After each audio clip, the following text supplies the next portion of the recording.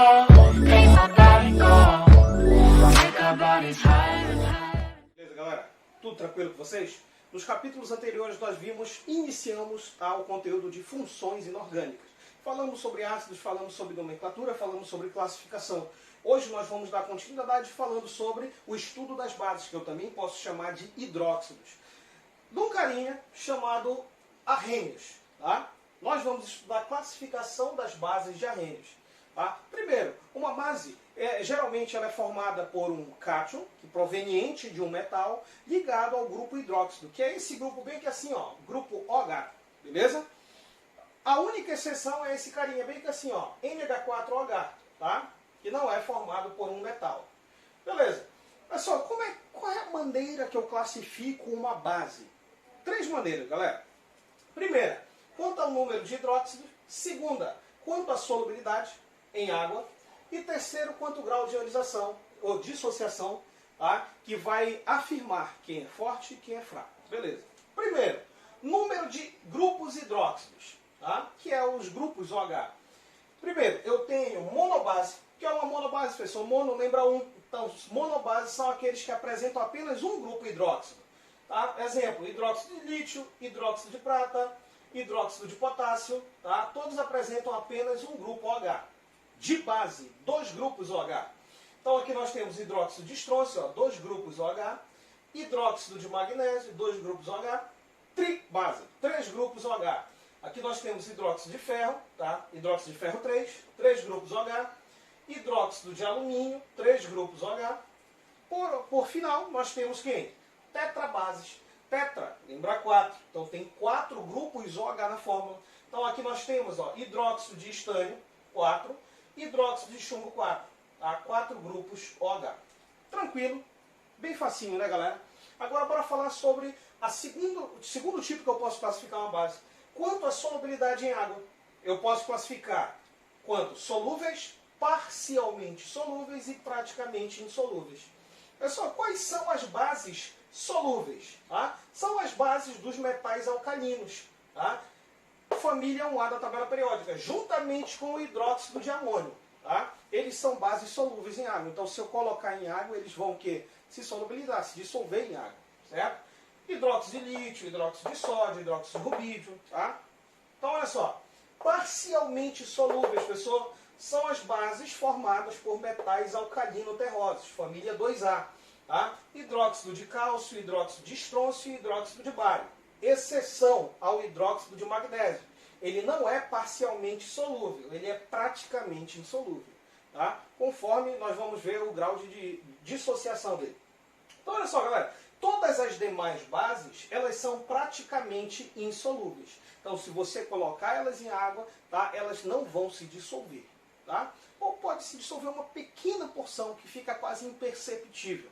Tá? Por exemplo, hidróxido de ferro 3, hidróxido de chumbo 4, hidróxido de alumínio, hidróxido de magnésio. Apesar dele estar na família 2A, ele não é parcialmente solúvel, ele é praticamente insolúvel. E todas as demais que não estão citadas aqui, ó, na família 1A nem família 2A, todas as demais elas são o quê? Praticamente insolúveis. Beleza? Agora, terceira maneira de eu classificar uma base. Quanto ao grau de dissociação, tá? Alfazinho. Lembra lá quando nós vimos força dos ácidos? Mas lá nos ácidos nós chamávamos de grau de ionização. Porque um ácido ele se ioniza. Uma base se dissocia, uma vez que ela é um composto iônico. Então, olha só, galera. É da mesma maneira que eu calculo lá, tá? O alfa vai ser Nzinho sobre Nzão. O que é Nzinho, pessoal? Número de íons fórmula dissociados, tá? Que foram dissociados, ou seja, que se dissociaram, formaram íons, tá? Separaram, onde se separaram os íons. Tá? E aqui nós temos Nzão, o número de íons fórmula dissolvidos, que é o total de íons fórmula que eu dissolvi lá na solução. Então aqui nós temos as classificações quanto fortes e fracas. Pessoal, quais são as bases fortes? Nós temos as bases formadas por metais da família 1A, metais alcalinos, e família 2A, metais alcalinos terrosos. Tá? Bases formadas por esses metais, elas são fortes, galera. Pessoal, e as fracas? Todas as demais bases de metais, tá? Todos os demais bases, tá? D, bases de metais, todas as demais bases, tá? E o NH4OH, o hidróxido de amônio, tá? Ele é fraco, beleza? Tá? Hidróxido de alumínio, tá? Hidróxido de ferro 2, hidróxido de zinco, tranquilo? Todas as demais outras, elas são fracas. Pessoal, mas quanto grau de dissociação o senhor não falou? Galera, se o grau de dissociação for aproximadamente 100%, fazendo esse cálculo eu multiplico por 100, se ele for chegar próximo a 100%, nós temos uma base forte. Tá? Se o valor desse alfa ele der menor ou igual a 5%, nós temos uma base fraca. Tranquilo? Te liga só aqui na parada, presta atenção, não vacila. Aqui, olha, nos grupos da tabela periódica, nas famílias, nas colunas, tá? Quanto maior o aumento, tá? O aumento do raio atômico, maior a força. Então, aumentou o raio atômico, aumentou a força da base. Galera, professor, mas lembra lá, como é que aumenta o raio atômico na tabela periódica? Bebê, presta atenção. Ele aumenta de cima para baixo nas famílias e da direita para a esquerda nos períodos. Tranquilo? Aumentou o raio, aumentou a força. Pessoal, e a nomenclatura? Como é que fica a nomenclatura aí das bases? Presta atenção. Existem dois tipos de nomenclatura de bases. Quando o cátion, que está ligado ao grupo hidróxido, apresentar NOx fixo, que não varia, tá? A nomenclatura vai ser assim, começa com a palavra hidróxido, D, nome do cátion. Tá? Olha lá, LiOH, opa, tem grupo hidróxido ligado a um cátion, tá? A um metal. Nós temos então aqui o hidróxido, D, nome do cátion, que é esse carinha aqui, é o lítio, hidróxido de lítio. Beleza. Pessoal, BaOH2. Beleza, nós temos aqui o hidróxido de, esse carinha aqui é o bário, tá? Hidróxido de bário. Tranquilo, tá? Eles apresentam NOx fixo, tá? Pessoal, e se agora o cátion apresentar um NOx que variável, tá? A nomenclatura vai ficar hidróxido, nome do metal. Aí vai vir um NOx, agora em algarismos romanos, se for mais 2, tá? O NOx do cátion, se for mais 2, então vai ser 2 em algarismos romanos. Se for mais 4, vai ser 4 em algarismos romanos. E assim por diante. Ou eu posso colocar o sufixo oso para o menor NOx e o sufixo ico para o maior NOx. Beleza? Por exemplo, galera, olha para cá. FeOH2, FeOH3. Nós temos duas bases aqui formadas por o mesmo cátion, beleza?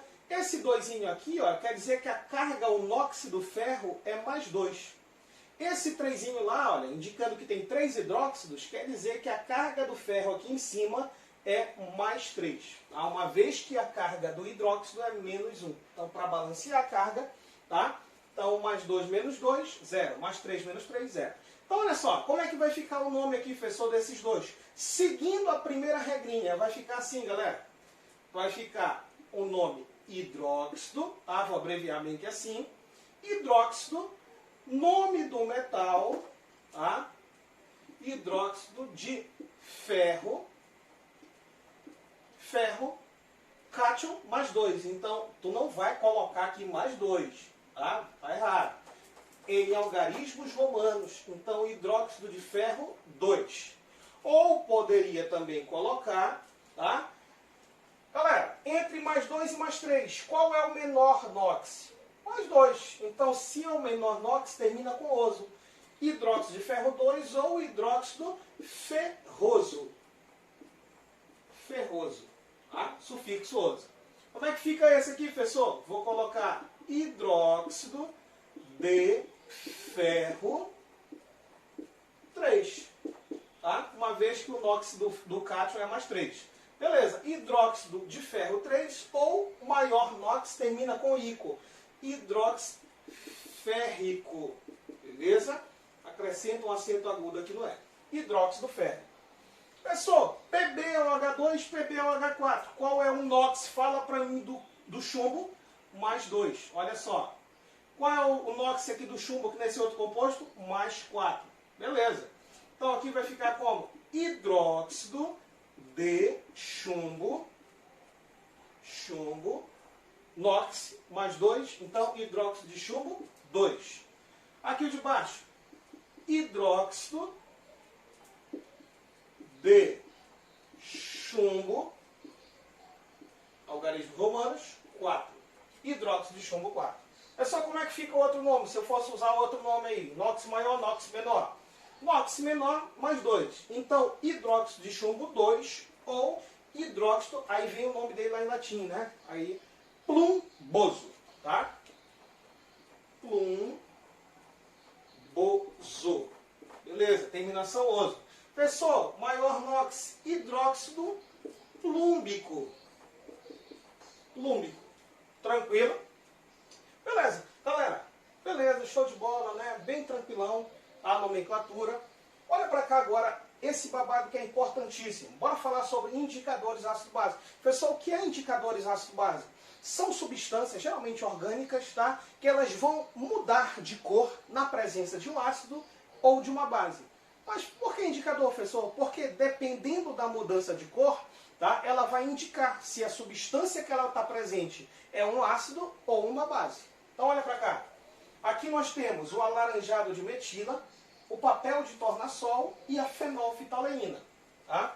O alaranjado de metila, na presença de um ácido, de um meio ácido, a coloração dele fica vermelha. Há um vermelho intenso. Tá? Na presença de uma substância básica, de uma base, nós temos quem? A coloração amarela. Ele muda de cor. Tá? Pessoal, e o papel de tornassol? O papel de tornassol em meio ácido, ele fica rosa. Beleza? E em meio básico, professor, ele fica azul. Ele muda para azul. Professor, agora e a fenolftaleína? A fenolftaleína, galera, ela é um líquido incolor. Tá? Na presença de um ácido, ela permanece incolor. Na presença de uma base, ela fica rosa. Ela muda para rosa. Tá? Então, se eu pegar a fenolftaleína e colocar ela num pouquinho lá de soda cáustica, ela vai ficar uma coloração rosa. Beleza? Nós temos também outros indicadores naturais. Por exemplo, o açaí. O açaí, já prestou atenção quando sobra um pouquinho lá na tigela, tu coloca lá para lavar, e quando pinga um pouquinho de sabão ele fica verde, tá? Quer dizer que ali ele está na presença de uma base, beleza? Proveniente do sabão, tá? Ah, professor, e quando eu pingo lá umas gotas de limão e tal, para o meu organismo, né, conseguir lá, captar lá o ácido ascórbico, tá? Então presta atenção aqui, para poder o ácido presente lá no limão, para poder ele digerir o ferro, né? Para facilitar a digestão do ferro no nosso organismo. Tá? Uma vez que o açaí é rico em ferro. Aí já prestou atenção, tu pingou umas gotinhas de limão, tá? Aí tu mudou a cor, ele ficou um vermelho, um rosa intenso, bonito, né? Quer dizer que ele está na presença de um ácido. Tá? Então olha só, galera, algumas características das bases. As bases são compostos iônicos, tá? Elas sofrem dissociação em água, separação de íons, que é um fenômeno físico, não vacila na hora da prova, a ionização, que é um fenômeno químico, beleza? Porque é a formação de íons. Apresenta o sabor adstringente, travoso, trava a língua, tá? Como se estivesse tomando sabão, tá? Ou uma banana verde, aquele gosto travoso. Pessoal, e elas neutralizam ácidos. Tá? Então elas têm a capacidade de neutralizar ácido. Pessoal, como assim neutralizar? Então se eu tiver, por exemplo, ocorreu um acidente com ácido, eu posso pegar uma base que não seja muito forte, lógico, tá? E jogá-la sobre o ácido, né? Adicionar sobre o ácido e vai formar sal e água. Então o composto ele vai o quê? Se neutralizar. Beleza? Galera, tranquilo a nossa aulinha, tá? Vou ficar um pouquinho de ladinho aqui para tirar o print aí. Tu tira um print, tirou o print, beleza? Espero que vocês tenham gostado da aula, tá? Beleza pura, fechamos, tá? A parte de Química 1 do livro 3. Agora, nos próximos capítulos, iniciaremos lá sobre Química 4. Beleza, galera? Fiquem com Deus. Abração. Tchau, tchau.